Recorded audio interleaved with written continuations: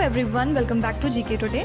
मेरा नाम है नुज़हत सना और इस वीडियो में हम कवर करेंगे current affairs. But before that, if you are looking for the English version of this particular video, you can refer to our new channel GK today 2.0। The link has been given in the description box, you can refer to it from there. इसके अलावा जो भी हमारे Hindi students हैं उनको मैं बता दूं कि ये questions GK today Android application में चल रही हमारी डेली 20 MCQ सीरीज 2022 से लिए गए हैं। इसलिए अगर आप इन क्वेश्चंस को टेक्स्ट फॉर्म में चाहते हैं इसके एक्सप्लेनेशन और क्विज के साथ, तो आप ज्वाइन कर सकते हैं हमारी इस डेली 20 MCQ सीरीज को, जो कि अवेलेबल है जीके टुडे एंड्रॉयड एप्लीकेशन पे। तो अब आपका ज़्यादा टाइम नहीं लेते हुए चलिए शुरू करते हैं। Good morning everyone, welcome back to GK today. और आज हम डिस्कस करेंगे 17 फरवरी के सबसे मोस्ट इंपॉर्टेंट करंट अफेयर्स। तो चलिए शुरू करते हैं। Question number 1, Luc Montagnier who passed away recently won the Nobel prize for medicine for which discovery. तो लुक मोंटैग्नियर, जिनकी हाल ही में डेथ हो गई है, इनको नोबेल प्राइज मिला था मेडिसिन की फील्ड में, किस डिस्कवरी के लिए आपको ये बताना है, ठीक है। तो इनको नोबेल प्राइज दिया गया था इनकी discovery of human immunodeficiency virus के लिए, जो कि एड्स कॉज करता है, ठीक है। तो हाल ही में इनकी डेथ हो गई है और ये एक वायरोलॉजिस्ट थे, ठीक है। इसके अलावा कुछ इंपॉर्टेंट अवार्ड्स देख लेते हैं। हाल ही में union minister of road transport and highways mister Nitin Gadkari को चुना गया है for the 18th late Madhavrao Limaye award के लिए, ठीक है। किस कैटेगरी में? कार्यक्रम खासदार, मतलब आप कह सकते हैं एफिशिएंट मेंबर ऑफ पार्लियामेंट की कैटेगरी में, ठीक है, 2020 से 21 तक के लिए, ओके। इसके अलावा तेलुगु की शॉर्ट फिल्म है जिसका नाम है स्ट्रीट स्टूडेंट। इसने हाल ही में पहला प्राइज जीता है एक पर्टिकुलर कॉम्पिटिशन में, जो कि ऑर्गेनाइज किसने किया था? नेशनल ह्यूमन राइट्स कमीशन ने, ठीक है। और ये जो मूवी है इसको डायरेक्ट किसने किया है? अकुला संदीप। इसके अलावा हमने ये भी देखा था कि नीरज चोपड़ा को नॉमिनेट किया गया है इस साल के prestigious Laureus world breakthrough of the year award के लिए, ठीक है। अभी मिला नहीं है, अभी इनको नॉमिनेट किया गया सिर्फ। इसके अलावा न्यूजीलैंड के क्रिकेटर हैं डेरिल मिशेल, इनको बनाया गया है ICC spirit of the cricket award 2021, ठीक है। और इसी के साथ डेरिल मिशेल न्यूजीलैंड के चौथे प्लेयर बन गए हैं जिनको ये अवार्ड मिला है, ठीक है। पहले 3 कौन है? डेनियल वेटोरी, ब्रेंडॉन मैकलम और थर्ड हैं केन विलियमसन, ठीक है। इसके बाद 4th हैं डेरिल मिशेल, फाइन। इसके अलावा former Japanese prime minister Shinzo Abe को कन्फर किया गया था विद नेताजी अवार्ड हाल ही में 2022 के लिए, ठीक है। और किसने किया था? नेताजी रिसर्च ब्यूरो ने, ओके। इसके अलावा इंडिया की यूट्यूबर और कंटेंट क्रिएटर हैं प्राजक्ता कोहली, इनको हाल ही में यूएनडीपी ने इंडिया का पहला यूथ क्लाइमेट एम्बेसडर नियुक्त किया है, ओके। आपको कमेंट से बताना है कि एक्ट्रेस सुष्मिता सेन को हाल ही में किस अवार्ड से नवाजा गया है। अपने आंसर कमेंट्स में लिखिए, ठीक है। Question number 2, Paul Henry Santiago Damiba has been declared as the president of which country? तो कौन सी कंट्री के नए प्रेसिडेंट बन गए हैं ये? तो ये एक अफ्रीका की कंट्री है, बुर्किना फासो, ठीक है। देखिए इसके अलावा फ्रैंक वॉल्टर स्टेनमेयर, ये हाल ही में इलेक्ट हो गए हैं अपने 2nd टर्म के लिए जर्मनी के प्रेसिडेंट, ठीक है। तो ये अगले 5 सालों तक और प्रेसिडेंट रहने वाले हैं जर्मनी के, फाइन। इसके अलावा हमने देखा था कि दिल्ली की हाई कोर्ट ने हाल ही में अपॉइंट किया है former chief justice of Jammu Kashmir high court Geeta Mittal को किस पोस्ट के लिए? As the chairperson of committee of administrators, जो कि रन करेगी टीटीएफआई को। टीटीएफआई क्या है? Table tennis federation of India, ठीक है। इसके अलावा इल्कर आइची, ये नए सीईओ और एमडी बन गए हैं एयर इंडिया के, ठीक है। और ये अपनी रिस्पॉन्सिबिलिटीज़ को टेक केयर करेंगे फ्रॉम 1 अप्रैल 2022। इसके अलावा है देबशीष मित्रा, ये टेक ओवर करेंगे as the president of ICAI। ये क्या है? Institute of chartered accountants of India. कब से कब तक? 2022 से 23 तक के लिए, ठीक है। और इसके अलावा हैं एन चंद्रशेखरन, जो कि हाल ही में रीअपॉइंट हो गए हैं as the chairman of Tata sons. तो याद रखिएगा, पहले से चेयरमैन थे, रीअपॉइंट हुए हैं, फाइन। और लास्ट हैं मुनीश्वर नाथ भंडारी, ये बन गए हैं नए chief justice of Madras high court, ठीक है। तो इतने अपॉइंटमेंट्स आपको याद रखने हैं। नेक्स्ट क्वेश्चन देखते हैं, what is the rank of India in the 2021 democracy index report. तो हमने देखा था कि इकोनॉमिक इंटेलिजेंस यूनिट ने अपनी डेमोक्रेसी इंडेक्स की रिपोर्ट जारी की है हाल ही में, और इसमें इंडिया की रैंक थी 46। ठीक है। और कौन सी 2 कंट्रीज टॉप पे थी? Norway was at the first और न्यूजीलैंड सेकेंड प्लेस पे थी, ठीक है। और याद रखिएगा नॉर्थ कोरिया, म्यांमार और अफगानिस्तान, ये तीनों कंट्रीज बॉटम 3 पे थी, मतलब सबसे खराब डेमोक्रेसी यहाँ पे देखी गई। फाइन।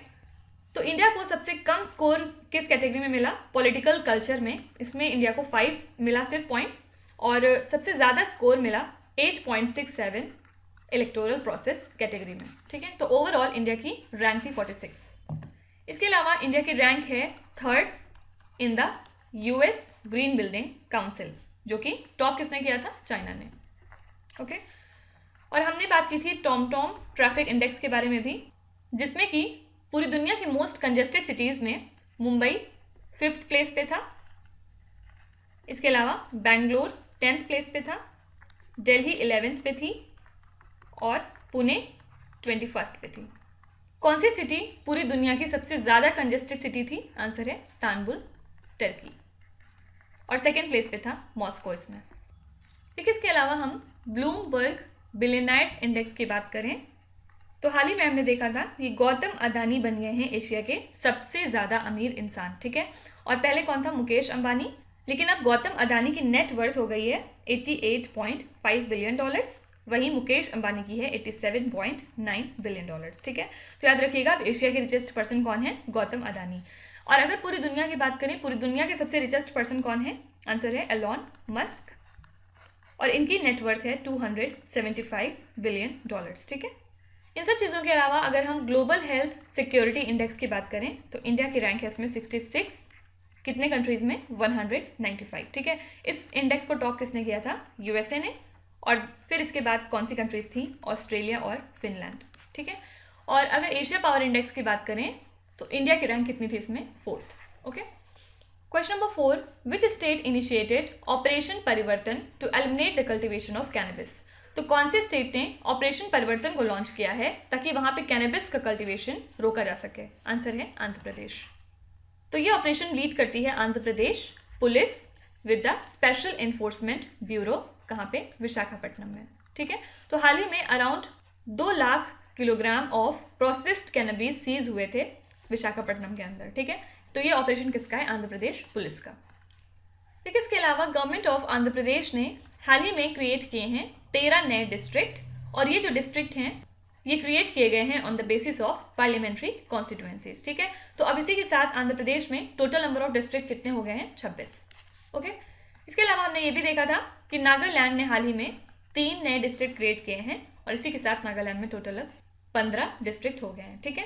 आंध्र प्रदेश इसलिए भी न्यूज़ में था क्योंकि यहाँ के chief minister YS Jagan Mohan Reddy ने हाल ही में लॉन्च की है जगन स्मार्ट टाउनशिप वेबसाइट को, ठीक है। क्या पर्पज़ है इसका?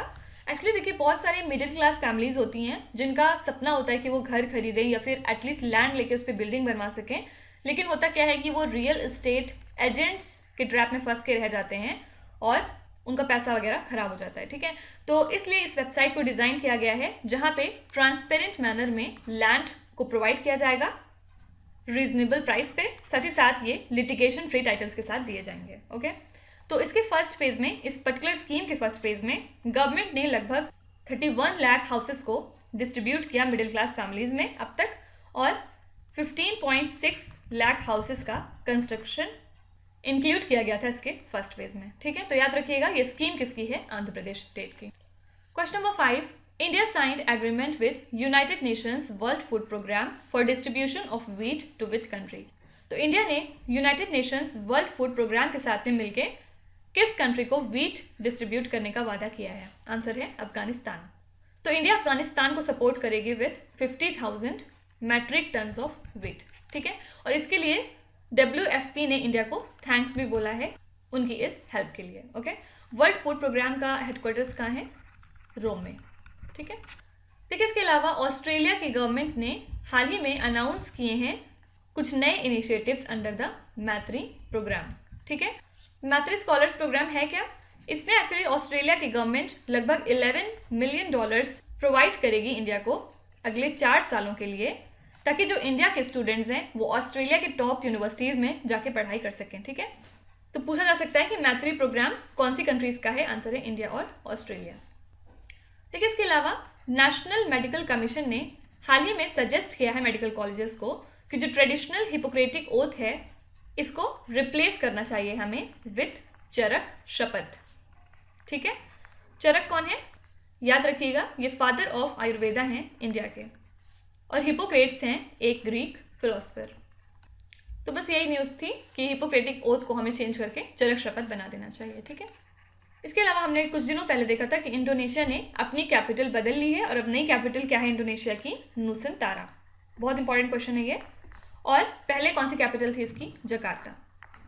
ठीक है, question number 6, which union ministry is associated with the umbrella scheme of modernisation of police force? तो पुलिस फोर्स को मॉडर्नाइज करने के लिए जो स्कीम्स आती हैं वो कौन सी मिनिस्ट्री के अंदर लॉन्च होती हैं, आपसे ये पूछा जा रहा है। ठीक है, तो गवर्नमेंट ने हाल ही में अप्रूव किया है umbrella scheme of modernisation of police force को अगले 5 सालों तक के लिए, मतलब 2021-22 से लेके 2025-26 तक के लिए। ठीक है, लागत कितनी है? 26,275 करोड़ रुपीस। तो कौन सी मिनिस्ट्री लॉन्च करती है? Ministry of home affairs. और 18,000 करोड़ रुपए से भी ज़्यादा अब तक अलॉट किया जा चुका है सिक्योरिटी इन जम्मू कश्मीर या फिर लेफ्ट विंग एक्सट्रीमिज्म एरियाज में और नॉर्थ ईस्ट में। ठीक है, देखिए इसके अलावा मिनिस्ट्री ऑफ होम अफेयर्स ने हाल ही में रिकमेंड किया है कि हमें 54 चाइनीज़ मोबाइल एप्लीकेशंस को और बैन कर देना चाहिए। ठीक है, और इसमें popular game Garena free fire भी आता है। तो आप में से जो भी ये गेम खेलते हैं अब याद रखिए, शायद बैन हो जाए, क्या पता। तो 2020 में हमने देखा था कि ministry of electronics and IT ने बैन किया था सबसे पहले टिकटॉक को और बहुत सारे other popular short video applications को जो कि चाइना के थे, और मिनिस्ट्री इन सारे एप्लीकेशंस को बैन करती है under section 69A of the IT act, जिसके थ्रू गवर्नमेंट ये सब कर सकती है। ठीक है, इसके अलावा इंडिया नेशनल प्रोडक्टिविटी डे को सेलिब्रेट करता है 12 फरवरी को हर साल, और कौन ऑर्गेनाइज करता है? National productivity council. ठीक है, एनपीसी की बात करें तो एक ऑटोनॉमस ऑर्गेनाइजेशन है जो कि स्टैब्लिश हुई थी 1958 में। किस मिनिस्ट्री में? Under the ministry of commerce and industry. और एनपीसी ने सेलिब्रेट किया नेशनल प्रोडक्टिविटी वीक कब से कब तक? फरवरी 12 से 18 तक। थीम क्या थी? Self reliance through productivity. ठीक है, इसके अलावा मिनिस्ट्री ऑफ डिफेंस ने हाल ही में साइन किया है एक एग्रीमेंट, या फिर आप कह सकते हैं डिज़ाइन एंड डेवलपमेंट कॉन्ट्रैक्ट। किसके साथ? New space research and development technologies के साथ। किस लिए? ताकि वो मिलकर साथ में डेवलप करेंगे हाई एल्टीट्यूड ज़ीरो सैटेलाइट। ठीक है, तो पूछा जा सकता है कि मिनिस्ट्री ऑफ डिफेंस ने किस पर्टिकुलर कंपनी के साथ में मिलकर हाई एल्टीट्यूड ज़ीरो सैटेलाइट को डेवलप करने का डिसीजन लिया है? आंसर है new space research and development technologies. ठीक है, नेक्स्ट क्वेश्चन देखते हैं। Kiribati is an island nation located in which ocean और सी? देखिए किरिबती एक आइलैंड नेशन है जो कि कहाँ पे है? सेंट्रल पैसिफिक ओशन में। ठीक है, और क्यों न्यूज़ में था ये? क्योंकि कंट्री ने 2 साल से कोविड-19 की वजह से अपने बॉर्डर्स को क्लोज किया था कम्प्लीटली, लेकिन जैसे ही इनके बॉर्डर्स खुले और पहली फ्लाइट लैंड हुई उसके साथ ही यहाँ पे वायरस फैलने लगा। ठीक है, तो बस यही वजह थी कि न्यूज़ में थी, और इंडिया ने अपने मेडिकल सप्लाईज को सेंड किया है किरिबती आइलैंड को। ठीक है, देखिए इसके अलावा इंडिया ने जो टैक्स लगता है क्रूड पाम ऑयल इम्पोर्ट्स के ऊपर उसको कम करके 5% कर दिया है। ठीक है, पहले कितना था? 7.5%। तो इसी के साथ जो इंडियन रिफाइनर्स हैं उनके लिए चीप हो जाएगा कि वो सीपीओ को इंपोर्ट कर सकते हैं। याद रखिएगा India world's biggest edible oil importer भी है। ठीक है, अब हम लोग कुछ इंपॉर्टेंट जीआई टैग प्रोडक्ट्स देख लेते हैं जो न्यूज़ में बने हुए थे। सबसे पहले लास्ट ईयर हमने देखा था कि 2 प्रोडक्ट्स थे तमिलनाडु से जिसको जीआई टैग मिला था। फर्स्ट है करुप्पुर कलमकारी पेंटिंग्स और सेकंड है कल्लाकुरुची वुड कार्विंग्स। ठीक है, ये दोनों हैं तमिलनाडु से और इसको जीआई टैग मिला था। इसके अलावा एक जीआई टैग स्वीट डिश है वेस्ट बंगाल से जिसका नाम है मिहिदाना। ये हमने एक्सपोर्ट किया था कंट्री बहरीन को। ठीक है, फिर है GI certified product jasmine flower, ये भी है तमिलनाडु का और इसको हमने एक्सपोर्ट किया था यूएसए और यूएई को। ठीक है, लास्ट ईयर की बात है सारी। इसके अलावा जीआई सर्टिफाइड प्रोडक्ट है भालिया वैरायटी ऑफ व्हीट, ये है गुजरात का और हमने ये एक्सपोर्ट किया था कीनिया और श्रीलंका को। फिर है जलगांव बनाना, ये भी जीआई सर्टिफाइड है। आपको बताना है कि कौन से स्टेट से बिलोंग करता है, ये मैं नहीं बता रही। ठीक है, और ये हमने एक्सपोर्ट किया था किस कंट्री को? दुबई को।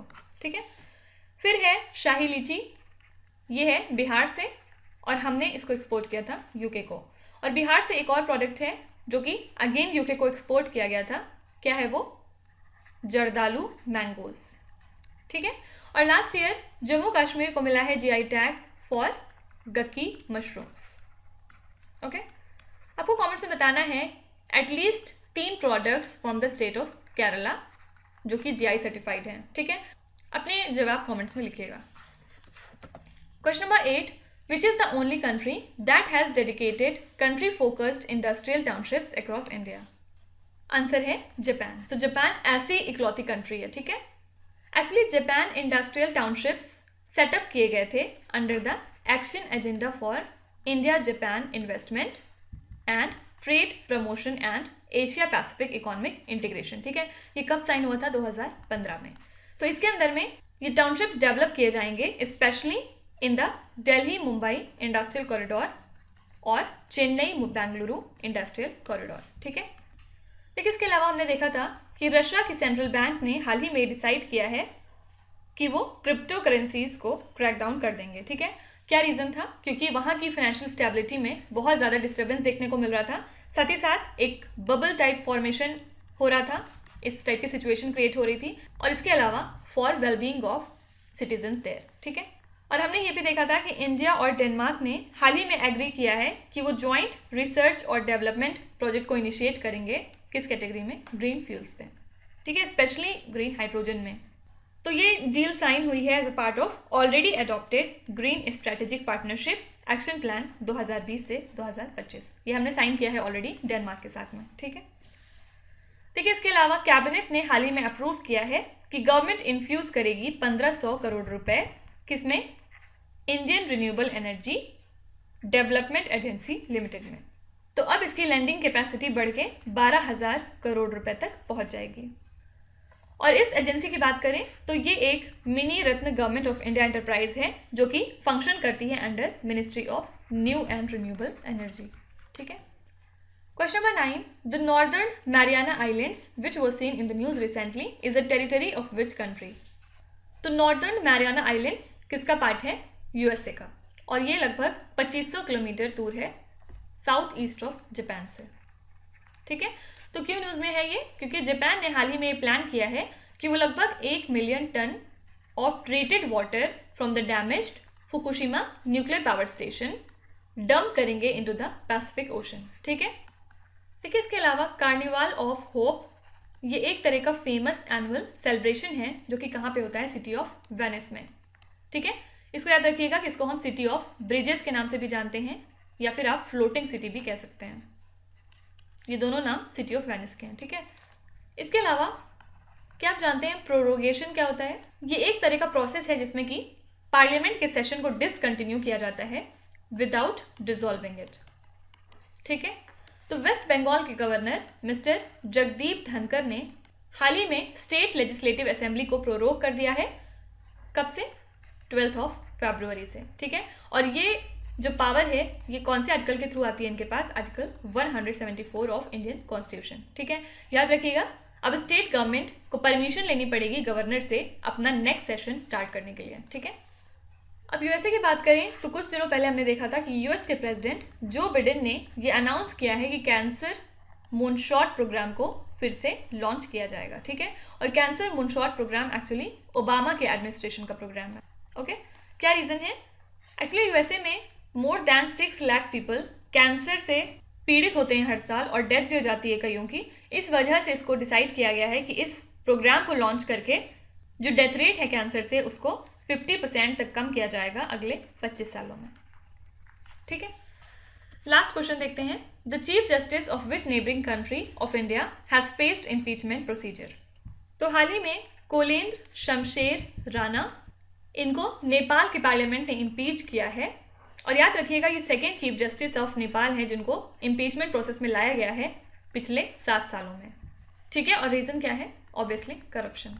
तो अब जो सीनियर मोस्ट जज हैं सुप्रीम कोर्ट ऑफ नेपाल में, जिनका नाम है दीपक कार्की, वो अभी हाल ही में एक्टिंग चीफ जस्टिस बन गए हैं। ठीक है, लेकिन इसके अलावा हमने देखा था कि हाल ही में सुप्रीम कोर्ट ऑफ इंडिया ने डायरेक्ट किया था हाई कोर्ट्स ऑफ इंडिया को कि वो अपना एस्टिमेशन बताएं कि कितनी मैन पावर रिक्वायर्ड है टू क्रिएट VWDC। क्या है ये? Vulnerable witness deposition centre scheme, क्योंकि मस्ट है ये हर स्टेट के लिए क्रिएट करना अगले 3 महीनों के अंदर।